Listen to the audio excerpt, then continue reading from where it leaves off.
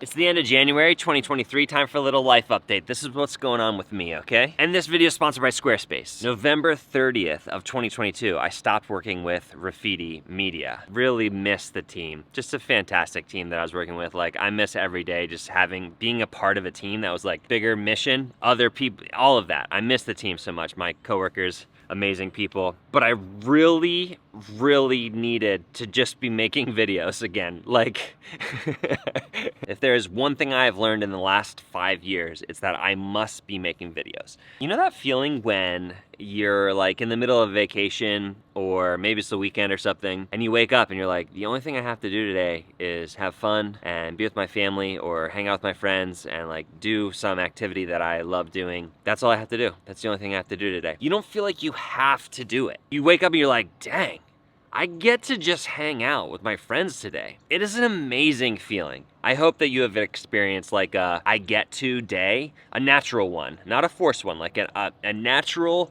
I get to do XYZ day. That is how I feel on mornings when I wake up and I'm like, all I have to do today is like make a couple of videos. I get that feeling of like, I get to make videos today. This is something that was like very solidified in my mind over the 7 months that I was working with Rafidi, is when I wake up and I don't get to make videos, that's not my sole priority for the day, that it starts to turn more into a I have to do XYZ, right? So now it has been almost 2 months, almost exactly 2 months, and I haven't made videos nearly as much as I want to or need to or get to. It's been a good time of decompression and thinking about vision, future, how to make money, all of the different stuff. Settling on really prioritizing that feeling. I get to do what I'm gonna do today. Game changer for me. But to that point, money, consistency, a consistent paycheck, if you will, is tough when it comes to freelance, right? It's not consistent, at least the way that I've set it up thus far in my life. It is not consistent income. Some months there's crazy money, other months there's $0. And that's fine. Like, my brain works that way. I really thrive in that sort of like eat what you hunt headspace, right? So for me, that works great. It's just like, it's what feels most natural to me and my body and just my whole existence. You don't work, you don't make money. You work, you make money. But when it comes to supporting and providing for a family of 4, it is not the most conducive to that. There are consistent bills and mortgages and all of the things that come in every month, so it would be very nice, and I'm working on building up a consistent income that can meet or exceed all of those things. That is also another natural balance thing that I want, and I've yet to find like the perfect way to fulfill that. But I'm working on it. I'm working on that. There's 3 main reasons that I love Squarespace. A, they support creators on YouTube like no other company that I've ever seen. B, it's easy and fast to just get something on the internet, which is like the thing. Getting a website out there, you can do that in like less than 3 hours, less than 2 hours. Thirdly, they make it super easy to release new content, whether it's new pages, whether it's a blog, whether it's adding to your portfolio. It's just easy to add stuff in. Extremely professional templates. You don't need to know how to code in order to use the site. Like, it's all just plug and play, pick what you want, and bam, you're done. You can host your portfolio there, you can build an online store there, sell stuff right on the site, schedule appointments, like run coaching through it. Anything you need to do with a website, you can do on a Squarespace site. If you want to try it out, go to squarespace.com/CodyWarner, and then when you're ready to buy, use the code CodyWarner to get 10% off your first purchase. Cold plunges, baby. Maybe you're tired of hearing about them. I don't think you should be, because I think if you haven't tried them yet, if you tried them, you're probably addicted to them. You probably talk about them all the time too. But if you haven't, you might be tired of hearing about them. It's been an absolute game changer for me and my ADHD. I think it was like the 3rd day that I did a cold plunge, and the entire day,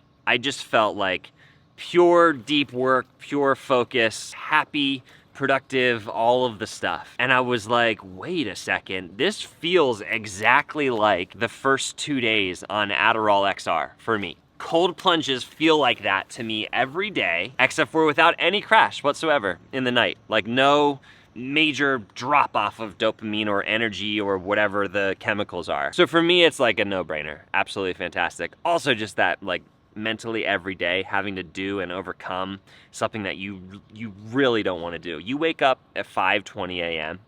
and you have to go and get in 36 degree water. like immediately. You do not want to do that. I dread it. I dread it every single day, and I do it every single day. And overcoming something that I dread every single morning like that, real good for my life and my brain. And like, you got to do hard things. That is being an adult. Being an adult is doing stuff that you don't want to do. You feel that a little bit? Working out, still working out, 2.5 years in, started June 2020. Just love it. Love the community, like I work out with my best friends. Again, the mental, doing something hard every morning. I love it. Also, recently gotten into pickleball. Anyone? Also disc golf, which are like, I guess, the two fastest growing sports in America right now. And it's funny that I've gotten into both of them. I love both of them. Also, used to play in college literally every single day, racquetball. Some friends invited me to go play racquetball the other day. And I love that sport. It's very similar to pickleball, actually, in my head. TV shows. We did season 1 and 2 of White Lotus. Weird and awesome. Currently on Handmaid's Tale, which is also very weird, but I love I love show premises like that. Just a bit in the future and stuff goes awry, and now what happens? I love all the flashbacks and stuff. We're just on season 1. No spoilers, please, ever, on any of this stuff for me or for anyone else in the comments, please. The Last of Us, of course, 100%. I love it. It makes me so sad every time an episode is over because I want to be able to watch the next episode, and you can't because you gotta wait week to week. What the kids don't understand, and even me at this point, is like, this is how shows used to be. You had to wait until next week to find out what happened. And then we started being able to binge stuff, and now HBO is like, no, you gotta wait. But Last of Us, love it, absolutely love it. We also watched The Recruit and Jack Ryan, a little bit less deep, a little bit, whatever, but still just fun. It's like action. Oh my goodness. So I think it was almost half a month ago, 2 weeks ago, I deleted Instagram, Facebook, and TikTok from my phone. Kept Twitter, but set a limit on there for 30 minutes. And I've been loving it. And yes, I've had to download Instagram to like post a reel, then I just delete it. I download it. If I need the app, I download it,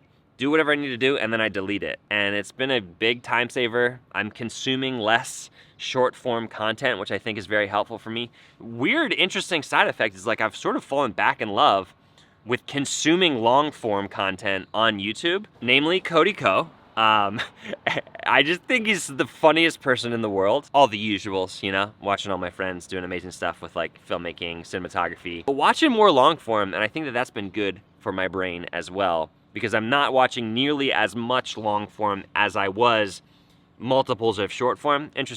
All interesting topics that I would love to write papers on or, never will. In terms of the challenges that I did in January, I was trying to do Dry January, I was trying to do Joguary. I did the 4-day fast to start it out. There might have been one other one that I can't remember. I accomplished Dry January, did not accomplish Joguary. I did about half of it, and then I just kind of stopped running and just did my normal workouts. So sorry about that one. If you watch that Chris Hemsworth video, you know that I completed that 4-day fast. Just cannot emphasize enough as I get back into freelance and kind of like all of the stuff that I've been doing, how important it is to take big goals and condense them down into daily action items with targets, daily action items with targets that you can hit, that you have complete control over hitting. It is so easy to get caught up in like the big picture and not take those little micro daily action steps that are actually gonna get you and me to the big goals. Mark Randolph, who made Netflix, he's very well known for shipping before it's done, knowing that the first iteration of a concept is not going to be anywhere near what it will be in the final, but you gotta still put it out, be able to like get to the final.